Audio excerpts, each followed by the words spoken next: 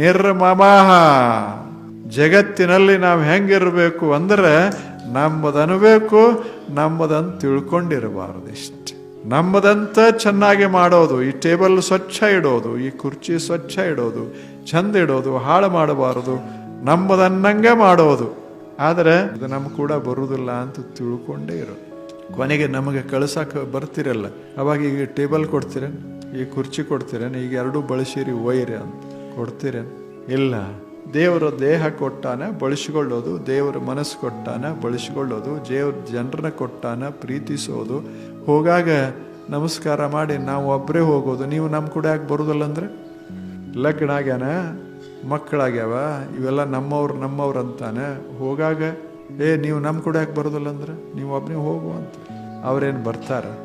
ಧನಾನಿ ಭೂಮೌ ಪಶವೋ ಹಿ ಗೋಷ್ಠಿ ನಾರೇ ಗೃಹದ್ವಾರ ಸಖಾ ಸ್ಮಶಾನೆ ಪರಲೋಕ ಮಾರ್ಗೇ ಧರ್ಮಾನುಗೋ ಗಚ್ಚತಿ ಜೀವ ಏಕಃ.